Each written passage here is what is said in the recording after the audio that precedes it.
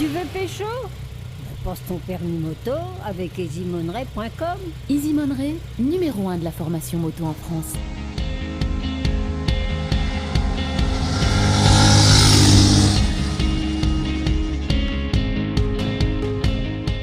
De loin, on pourrait prendre la Benelli BN 251 pour une autre. L'inspiration Kawa ER6, matinée de KTM Duke 390, lui confère un quant à soi qu'elle affiche sans complexe, avec un air mutin, l'air de dire « tu veux du fun, tu vas en avoir ».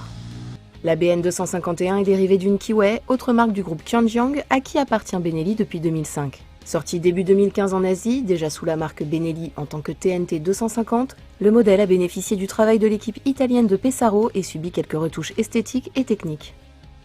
La finition n'a presque rien à envier à celle de japonaise ou européenne d'entrée de gamme, avec clignot et feu arrière à LED, des plastiques tout à fait corrects, un souci du détail notable et des matériaux choisis. Clé repliable en forme de bras oscillant intégrant le logo Benelli, selle double frappée du nom de la marque, guidon et platine repose-pied alu. Le cadre tri met le moteur en valeur, tandis qu'un sabot étoffe la ligne pour un gabarit compact mais valorisant, avec un poids de 160 kg tout plein fait et 17 litres dans le réservoir.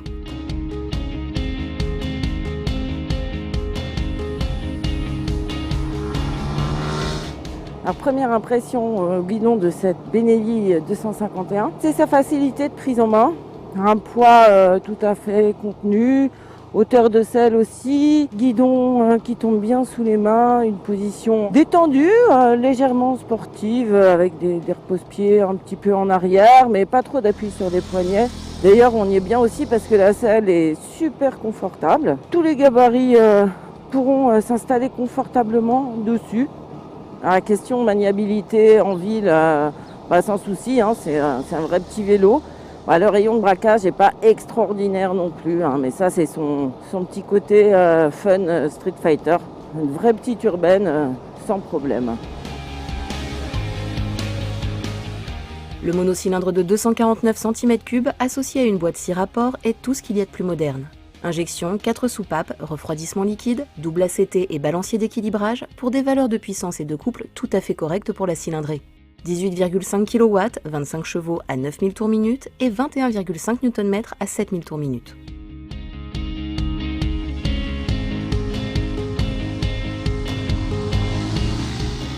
Alors son petit mono est exploitable partout.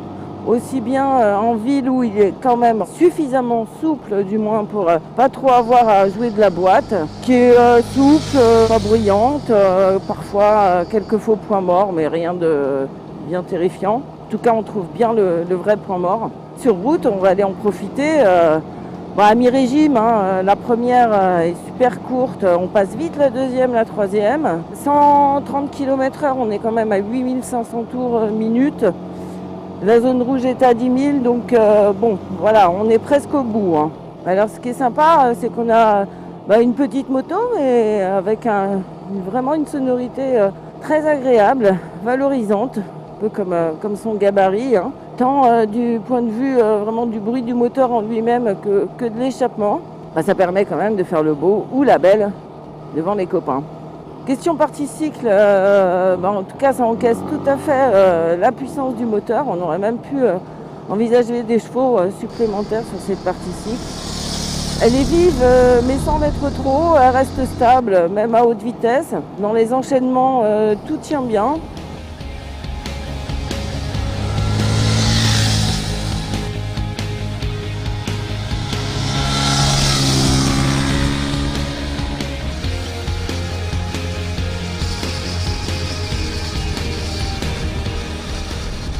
L'instrumentation est propre et lisible. Contour analogique, écran numérique pour la vitesse, avec horloge, totalisateur, trip partiel, jauge de réservoir et température moteur à segment, et un indicateur de rapport engagé.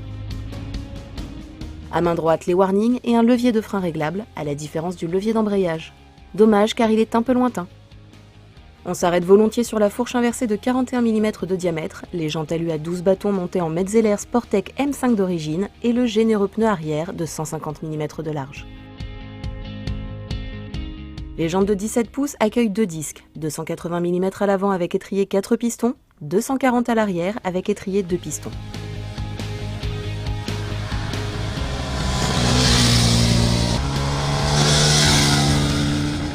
L'amortissement est plutôt pas mal, un petit peu sec à l'arrière quand même, mais ça fonctionne bien sur les gros chocs. La fourche inversée quant à elle fait bien son boulot, ça alourdit pas non plus trop le train avant. Question suspension, c'est bien équilibré, on en profite d'ailleurs sur les petites routes.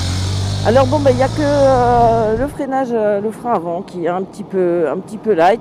L'arrière lui est assez puissant, il bloque assez vite d'ailleurs. Et puis on n'a toujours pas l'ABS, mais ça va arriver pour l'année prochaine avec Euro 4.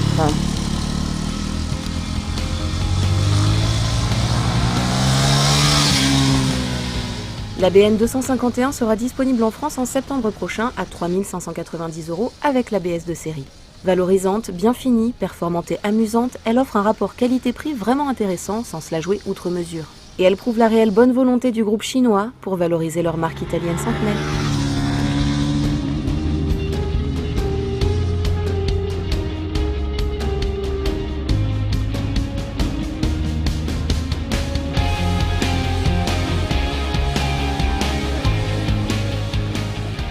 J'ai plus de frein avant, j'ai plus de frein avant, j'ai plus de frein avant, j'ai plus de frein avant.